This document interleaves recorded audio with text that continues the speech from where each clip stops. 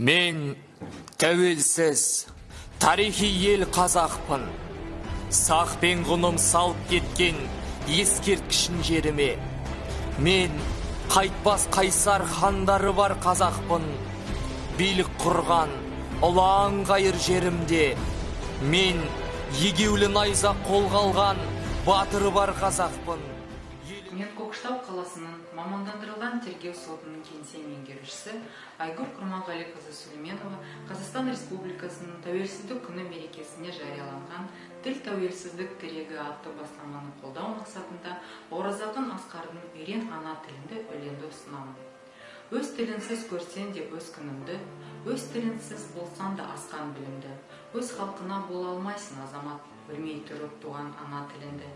Әлде қалай жоғалтса ана баласын, бала іздеп таппай ма өз анасын? Өгей шешее секілді өзге тілде өгей, өз тілінмен ертерек тап жарасын. Сенде айып жоқ, тілінде емес кінәлі, ешкімнің жоқ болса да оған күмәні. Үйренбесен, өз тіліңді білмесен, жазықсыз ақ жазғырып ел тұрады. Қанын жанын, қазақы ұлттық түрің бар, сенен үлгі алар қызын ұлың бар. Перзентісің еркін, азат халықтың, тәуелсіз ел мәртебелі тілің бар. Ақмола облысының Көкшетау қаласының мамандандырылған тергеу сотының бас маманы Муканова Динара Харманқызы. Қазақстан Республикасының тәуелсіздік күні мерекесіне орай жарияланған «Тіл тәуелсіздік тірегі» атты бастаманы қолдау мақсатында Марфуға Айтқожинаның өлеңді ұсынамын. Ана тілім күмбірле сарайыңда, тілін білген Абылай абайыңда, құдірет берген ана тіл талай ұлға, қасиетті сол тілдің арқасында, ерікті ел боп алысқа қарайында. Ана тілім күмбірле сарайыңда, тағдырым даралама тілден мені.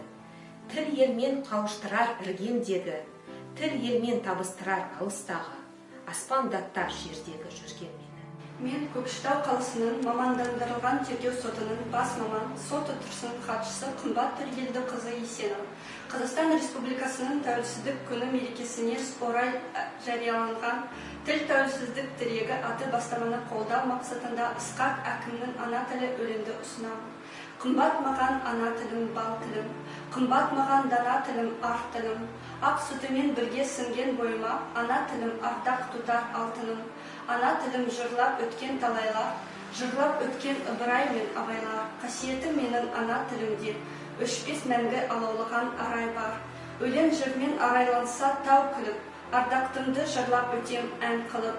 Мағжан, Қасым, Мұқағали жырларын жалғастырып жаза берем мәңгілік.